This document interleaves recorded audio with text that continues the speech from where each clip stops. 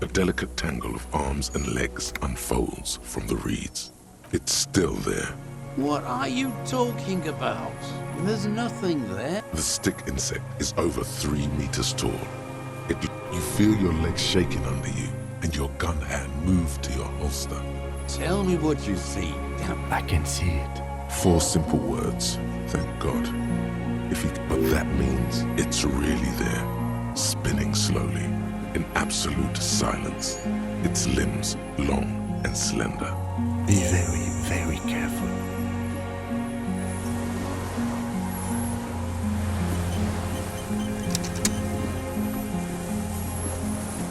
The creature stands on long stilt-like legs, antennae hanging from its reed-like tufts stick out of its joints. As the insect moves its forearms, it produces a faint hiss, like a reel-to-reel machine. Slowly, with your breath held, you take 2 small steps toward the Phasmid. Like laughter, a sweat drips from your brow. Hissing and clicking, it extends its mandible-like antennae to greet you. You're right below it now. Okay. There is no change in the insect's motion while it's being aimed by the camera. It remains fixated on you. In 3. If it moves, you jump back. I'll shoot. Here we go. The shrill flash of the camera cuts the air like the blade of a sword. The Phasmid freezes in its bright light. Head turned toward the... I got it. The antennae hang from a great height. With your hand shaking, you barely touch the tip of the left whisker. On contact, the chitin curls into a spiral, like the tip of a poison ivy. Its touch on your fingertip feels cold, ticklish. The sensation is electrifying. It is surprisingly delicate. The curly end of the whisker looks like someone's got hurt in a fight. This antennae is much smaller than the other one. Be careful, detective. It's moving. You were right. It glistens with some kind of moisture. The creature in front of you stays frozen. It tastes like sugar, very faint. The anthropod towers above you, tufts of reeds pointing from limb and head alike. The limb before you is incredibly light, like eggshell. It's much lighter than a reed. You feel a soft warning. It's about to move. You can sense it. A small shudder passes the creature's arm. High above you, its black pearl eyes still glisten, mesmerized by the light passing its nervous system. Another shudder pulses through the creature's limbs. It jolts back to life, like a record continuing where it left off, in a swaying, praying motion. No reply. A total ancient silence comes from its mouth. You were right. Little bubbles form on the mouth parts of the creature, on its segmented lower lip. Careful. It may be poisonous. The foam slowly turns a darker shade, like burnt caramel, as the insect moves. I exist.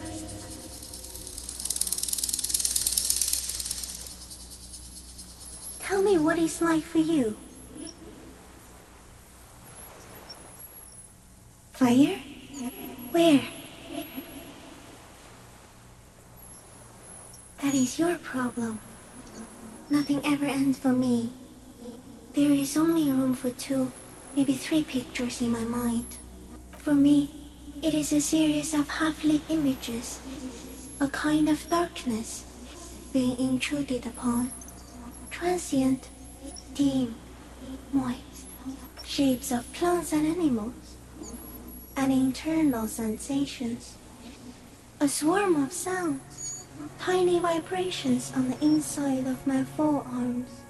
All speak of complexities totally beyond my understanding.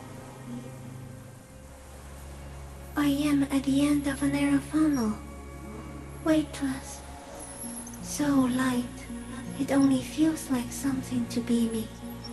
In truth, perhaps I'm nothing. I certainly do not have a soul, and if I did, it would never burn. Few of us can begin to imagine the horror of you. It's all of creation reflected in your forebrain.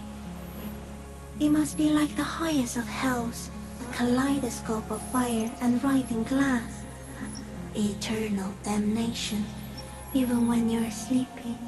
And when you wake, you carry it around on your neck, with eyes open that cannot help but swallow more behind the mirror. I feel great, mute empathy for you. That must be incredibly hard. The Arthropods are in silent and meaningless awe of you. Know that we're watching. When you're tired, when the vision spins out of control, the insects will be looking on, rooting for you. And when you fall, we will come to raise you up. Bud from you, banner-like, blossom from you and carry you apart in a sky funeral, in honor of your passing. But not me, because I'm just a leaf eater. Detective. Arriving. On the scene. So am I. I was born to detect sucrose rewards and semiochemicals. What were you born to detect? I can also detect pheromones. The ones on you tell me that you will not eat me, and that I will benefit from your closeness. In short, I love you. No, you are awake. I am real. Light is foaming me. This is real. Not even the birds know that. Not even the water lily. I think we should eat it. If it's a leaf, you can put it in your mouth. Or read. Yum yum. Wait, so Yes, they don't mind. Yes, I once cloned myself and ate the little ones. It was winter, and I woke up at the wrong time. It was an accident. I am an unknown species of the order Phasmodia, endemic to the Insulindian insula. For the last 350 years, I have hidden in plain sight, masquerading as the reeds, molding, cloning myself, unfolding at night to play with trash bins and boys. it may have unknown, dangerous biochemical characteristics that help it maintain its camouflage. And went unnoticed by the first settlers and the land surveyors of the suzerain. Also, by the soldiers of the revolution and the officials of the occupation. I have stayed hidden through 4 forms of government and 2 scientific revolutions until I was accidentally discovered by a detective of the citizen militia in Rebelshop, district of Martinez. Yes, I do not have a starter display, so I use a neurodegenerative element to aid in camouflage. Do not worry.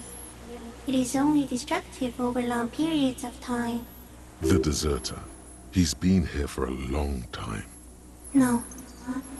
The moral of our encounter is, I am a relatively medium life form, while you are extreme, all-engulfing madness. A volatile simian nervous system, ominously new to the planet. The Pale too came with you. No one remembers it before you. The Nidarians do not. The radially symmetrics do not. There is an almost unanimous agreement between the birds and the plants that you are going to destroy us all. It is a nervous shadow cast into the world by you, eating away at reality. A great, unnatural territory. Its advent coincides with the arrival of the human mind. You're a violent and irrepressible miracle. The vacuum of cosmos and the stars burning in it are afraid of you. Give me enough time, you will wipe us all out and replace us with nothing. Just by accident. We suspect it will be something like the oxygen holocaust that wiped out anaerobic life 2.6 billion years ago, when organisms first started breathing. Only much worse. Instead of air, you exhale thoughts. There are no trees that eat thoughts. Everything your eyes touch goes back there, behind the nerve mirror. But if you blink, Are we still here? Please don't blink. What if he misplaces us all one day? Or just forget? So it is already happening. Soon, one of you will close your eyes and open them to see that none of this ever existed. It doesn't look like that, no. You're just staring at it. Okay. Is it somehow related to the case? I think you should back away from the unstudied species now. No, there is one more.